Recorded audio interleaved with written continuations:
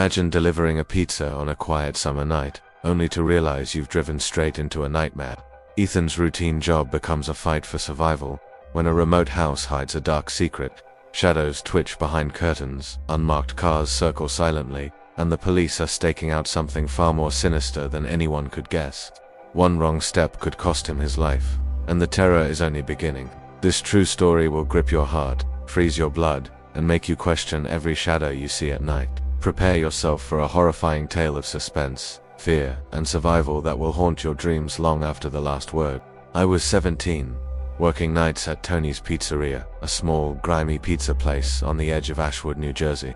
Most nights were uneventful, slow, and almost peaceful, which was fine with me. The place had sticky floors, a flickering neon sign, and an old delivery car that groaned like it was about to collapse every time it hit a bump. But that night, everything changed. It started with an order that popped up on our tablet, a large sausage and olive pizza.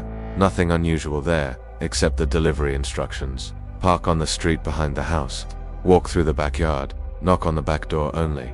I froze. Something about it felt off. Usually, orders said front door or side porch. Back door only. Who even does that? I looked up at Russell, my manager, a man in his 30s who spent most nights scrolling Reddit in the back. "Take it," he said casually. "We haven't had a run in over an hour. Just go." I grabbed the pizza box, the familiar cardboard smell mixed with a pungent, almost nauseating aroma of overcooked sausage. I tried to calm myself. It's just a pizza delivery, I thought. People are weird sometimes. Maybe they didn't want visitors at the front. Maybe someone inside was sick. Rational explanations flooded my mind, but none of them really helped. The air outside was sticky and thick, the kind that makes it hard to breathe. The summer heat in New Jersey that night was almost unbearable. I rolled down the windows of the car for a few minutes, but the humidity was suffocating, clinging to my skin, filling my lungs with a stale, sour scent, like plastic left in the sun. I shoved the windows up and cranked the AC, hoping it would help me think clearly. The address was out in the middle of nowhere, past the outskirts of town. The further I drove, the fewer houses I saw, and the more the trees closed in, their shadows stretching across the empty roads like dark fingers. The GPS led me down a narrow, unlit side street that ran parallel to a line of backyards, the kind of road that feels abandoned, even if houses are scattered here and there. Finally, I reached the house, 106 Pine Hollow Road. The place looked deserted, no lights inside, no cars in the driveway. The backyard was overgrown, the fence sagging in places, almost as if the house itself had been forgotten. Every instinct in me screamed to turn around, but the thought of Russell waiting for me back at the pizzeria, plus the urge to finish my shift, forced me forward. I parked on the gravel shoulder and grabbed my flashlight in one hand, the pizza box in the other. Every crunch of gravel under my shoes echoed in the night. My heart raced. I tried to steady my breathing as I moved up the incline toward the back door. It was old, white, with a small pane of glass at the top covered by a cheap curtain. I knocked once. Nothing. Twice. Still nothing. Then, a subtle movement caught my eye, twitch of the curtain, like someone brushing it lightly with their fingers. I froze. My stomach churned, and my hands went clammy. The air felt heavier, as if pressing down on me. Every small sound, the rustling of the overgrown grass, the creak of the fence seemed deafening. And then, headlights. 5 unmarked cars emerged from the shadows, silent, gliding along the street. Men in plain clothes exited. Badges briefly flashed before vanishing again into the darkness. One of them crouched beside my car window. "Step back. Stay in the car." My legs felt like lead, but I obeyed. The officers moved with precision, circling the house without a word, like predators in the night. One reached for the back door handle, gently trying it. It didn't open. He nodded to another and vanished into the darkness again. I sat frozen in the car, my hands gripping the steering wheel, heart hammering in my chest. What was going on? Why hadn't they stopped me before I arrived? And why had the pizza been ordered at all? Questions crashed into my mind in waves. The sweat on my neck was sticky, my shirt clinging uncomfortably to my back. I couldn't see the men clearly, only shadows moving among shadows. Every few seconds, my flashlight beam flickered across the old house, illuminating nothing, and then everything at once. A shattered window, a shadow that looked human. My imagination blurred the lines. Time stretched. Minutes became hours. The smell of damp earth, rotten leaves, and something I couldn't identify wrapped around me. I realized I had no idea what waited inside that house. The officers didn't speak, didn't reassure me, didn't explain anything.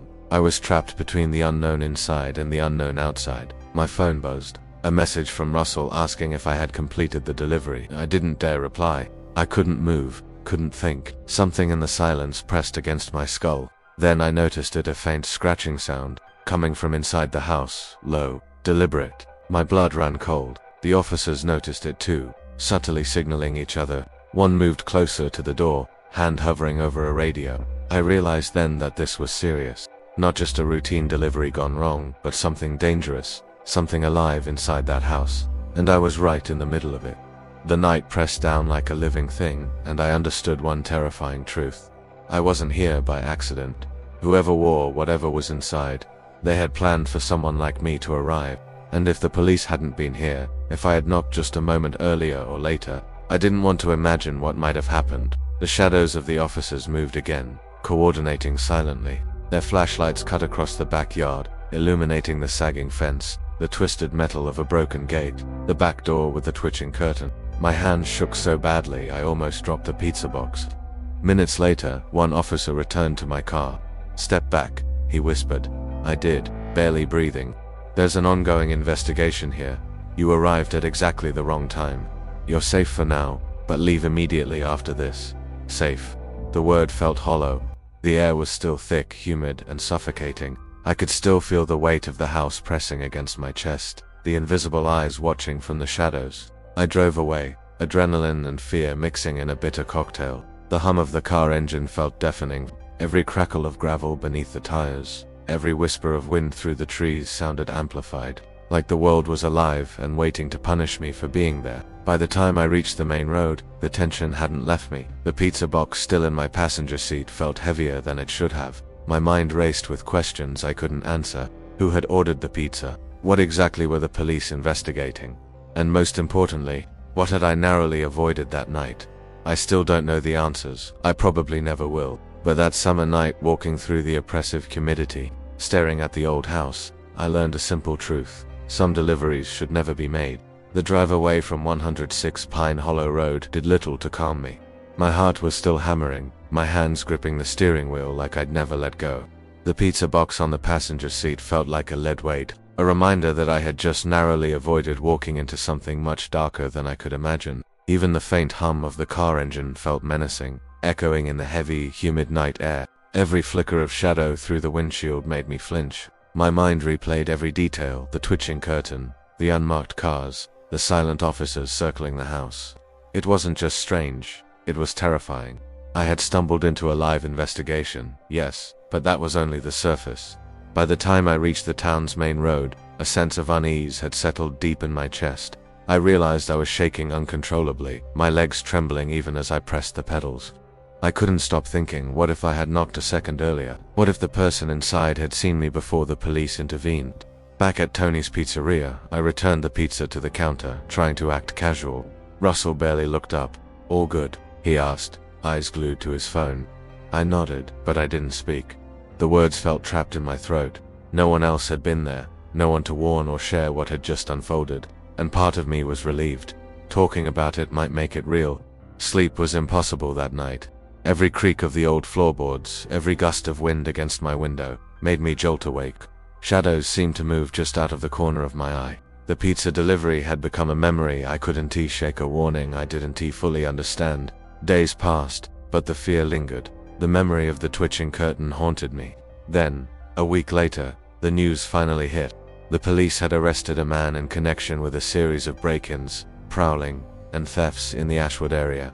His residence, the abandoned house I had delivered to, according to reports, he had been living inside, moving silently between crawl spaces and old basements, stealing food, watching people, planning that night. I understood. The pizza order had not been random, it had been a trap or maybe a test. The man inside could have been watching from the shadows, timing every step, every knock. I had arrived exactly when the police were repositioning, unknowingly saving myself from whatever horror he had planned. Even the details of the house's interior were chilling.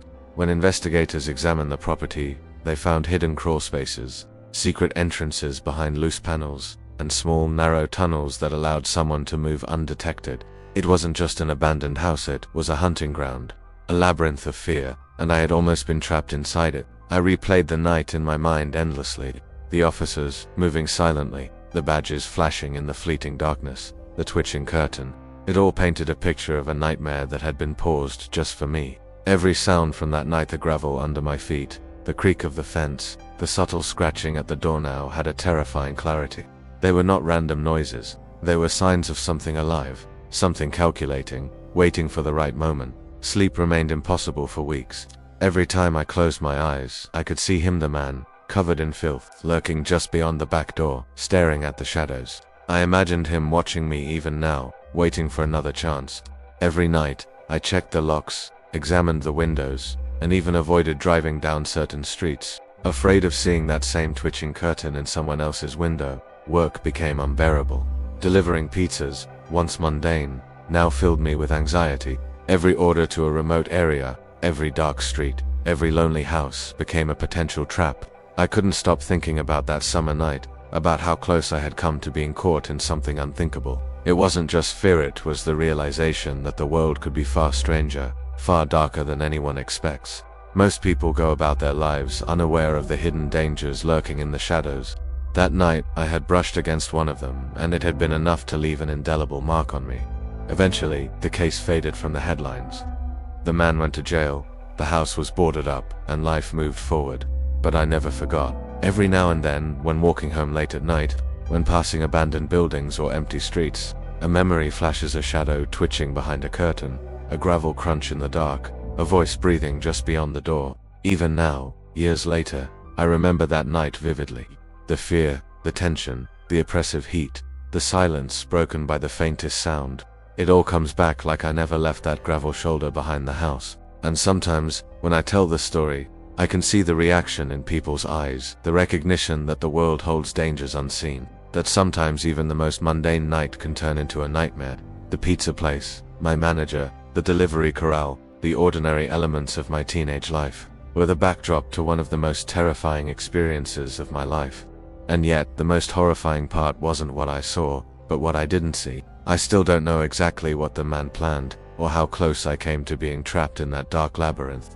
The police intervention had been a lifeline, but it had come at the last possible moment. That night taught me vigilance, awareness, and respect for the unseen. It taught me that fear is not just an emotion, it's a signal. It's the mind recognizing danger before it manifests. And it's something that will never leave me, no matter how many years pass. To this day, I avoid delivering to remote locations alone. I check addresses twice, every shadow, every sound. But the memory of that summer night lingers, the twitching curtain, the silent police officers, the hidden threats waiting in the abandoned house at 106 Pine Hollow Road. No one else in Ashwood will ever know how close I came to walking into a trap designed by someone capable of terrifying patience. And that knowledge, silent, unspoken, permanent, remains with me. A reminder that horror often hides in the most ordinary moments, waiting for the right time to strike. Even now, whenever I drive past empty streets or abandoned houses, a chill runs down my spine. The pizza delivery that should have been mundane became a confrontation with something dark and unknowable. And I know, deep in my bones, that night could have ended very differently. But somehow, by luck, timing, and a few unseen hands, I walked away. And for that, I am eternally grateful, yet forever haunted.